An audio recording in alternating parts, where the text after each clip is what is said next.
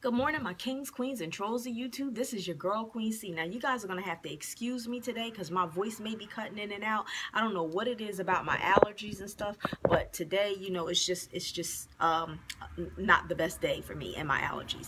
But anyway, I'm making this video because I want to talk about the babies for a second. My daughter, like I told you guys, I have an 11-year-old daughter. She's actually in 5th grade, but she's getting ready to graduate to go to upper elementary school soon. So basically, I just, when I see her in action, I look at her and I see her like she is such a reflection of me that it just is hilarious to me sometimes. Because sometimes when you're looking at your kids and you can see yourself in them, it can be like just it's just a great feeling. And especially seeing that, like, she's a little lady and all that kind of stuff. But either way, she's been having a couple little issues in school with a girl in school, and a couple little boys and stuff like that. But they're at that age where this happens, hormones, puberty, all that kind of stuff. So it's to be expected. But the funny thing about it is that my daughter, because I know my child and I know how my child is, I know what she's capable of and I know what she's not capable of. So when she comes home and she starts telling me certain things, and I know that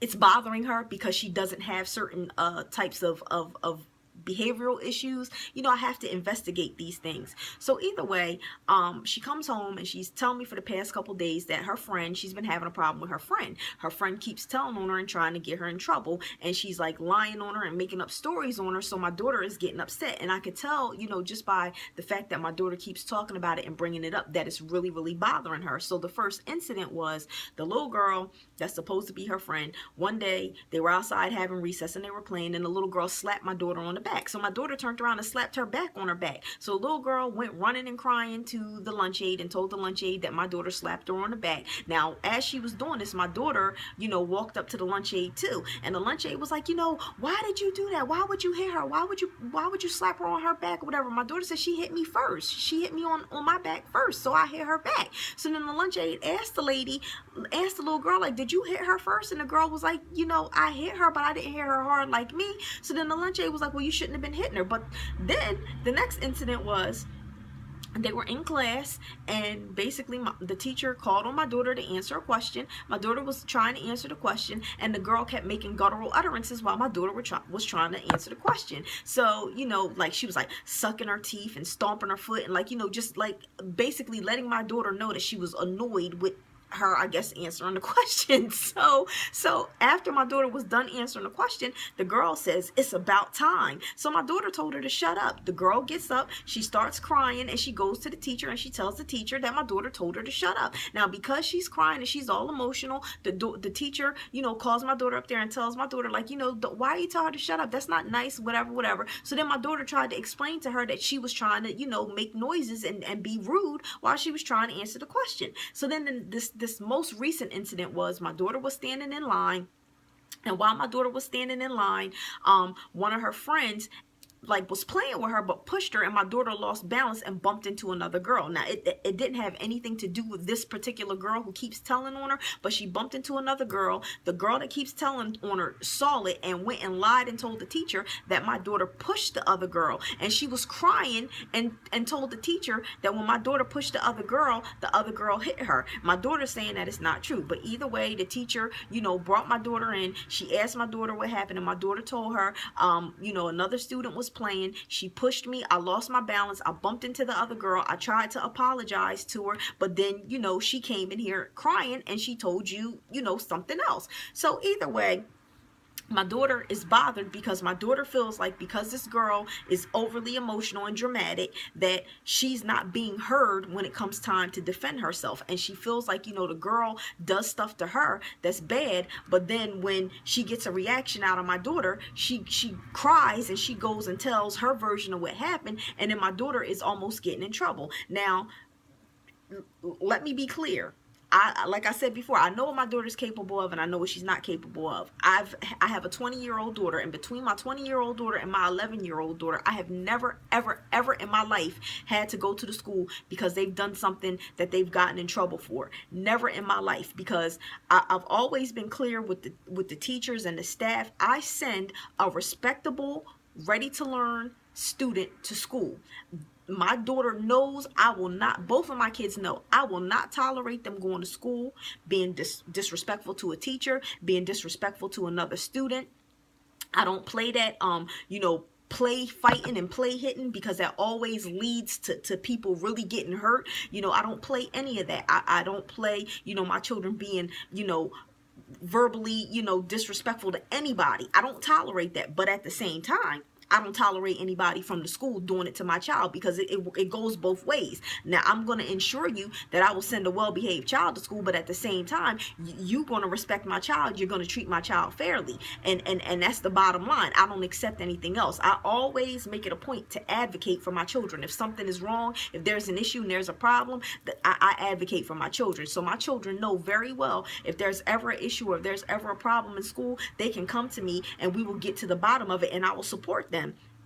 But at the same time, because my daughter is getting older, she has to learn how to, speak up for herself and defend herself, because I'm not there right at the moment. You understand? I'm not there to be able to do anything for her right that second. Now, when she gets home and she tells me about it, then I'm all over it. But at that moment, I'm trying to encourage her to use her voice to be able to speak out and get her side across and get her point across, because she has to also learn how to advocate for herself. That's very important. You don't just accept any type of punishment or any type of treatment because somebody doesn't want to hear you out, because they see something and it looks like something else, but it's not that, and they're not giving you a chance to explain what it is. I don't play that.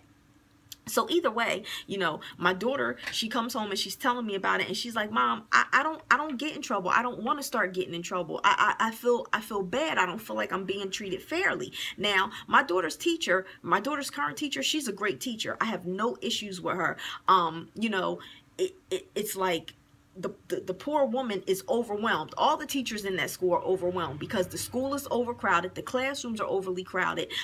They have a lot of children in the school with emotional and behavioral issues that the school cannot accommodate. The school doesn't have the resources or the staff to accommodate these children, and they're mixed in with the other children, and they're making the learning environment a little bit tougher. So, the teacher is overwhelmed. Now, every time I've gone to a parent-teacher conference for both of my kids, again, I've never, ever, ever had any complaints. It feels like it's redundant because we always hear the same thing, but at the same time, we have to show that, our children have their parents and we're involved, because we are involved. We've never allowed our children to slip through the cracks. We've never had our children slip through the cracks.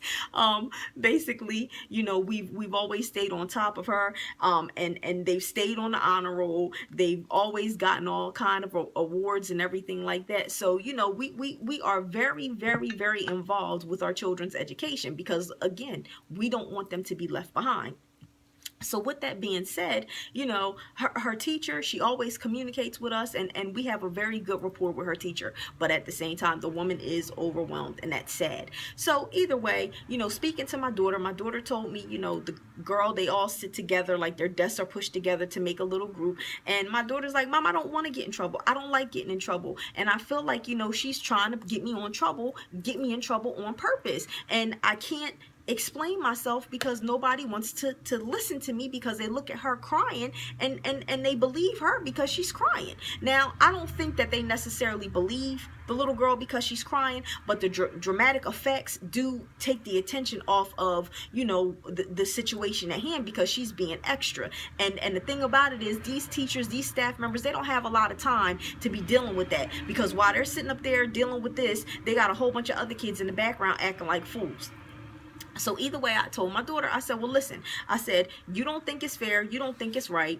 So what are you going to do about it? What do you want to do about it? She was like, I don't know what to do. I don't know what to say. So I said, well, what are some ways to communicate? How can you communicate? I said, do you have your teacher's phone number? She said, no. I said, do you email your teacher? She said, no. I said, but you see your teacher every day, right? And she was like, yeah. I said, do you think she has time to talk to you? She was like, not really. I think she's really, really busy. I said, okay. I said, so when I want to communicate with your teacher real fast, and I want to, get something to her real fast, how do I do that? And she said, you write her a note. I said, okay. I said, well, write your teacher a note. And so she was like, okay. So then she gets out her little tablet, her little pen, And she starts writing a note, and she's like, well, what should I say, Mom? I said, you should say how you feel. I said, you start thinking of how you feel, and then you put it in sentences, and you write your teacher exactly how you feel. So basically, my daughter writes her teacher a note telling her that she'd like to have her seat moved. She tries to be a good student and a fair student and not start any trouble, and she doesn't want to end her school year getting in trouble because she feels like this little girl keeps trying to get her in trouble, and because she's always crying,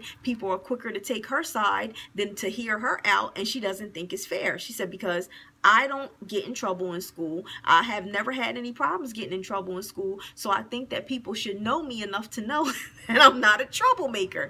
And some other stuff, like she wrote some other, it was just so funny, but I was so proud of her at that moment, because these are the tools that we give our children to learn how to start advocating for themselves, because we as parents, we can't just sit there and let our children, be responsible for taking on punishments and trouble that they don't deserve. Because if we do that and we don't teach our kids to advocate for themselves, and we don't advocate for our kids, this is how your kids get suspended for misunderstandings. This is how they have things on their record for misunderstandings. This is how they, slip through the cracks with grades and all those types of things. So I'm sharing this story with you guys because, some of you parents out there that have children that are getting, to be in middle school and upper elementary school and stuff like that, you have to start teaching your children to use their voice and to speak up for themselves, because there's ways for them to go ahead and communicate, how they're feeling and what's going on with them without being disrespectful, without causing a scene,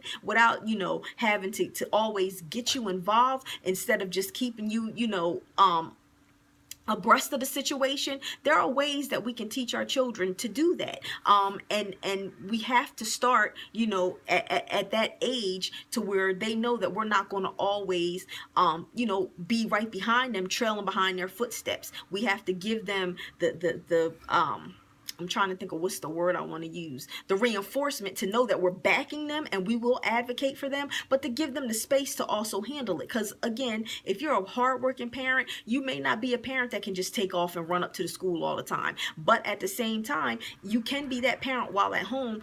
You show your child how to advocate for themselves. And in that way, if they're advocating for themselves don't work, then you can step in, you can go to the school, you can call the school, and you can handle it however you see fit. So that's my message for today.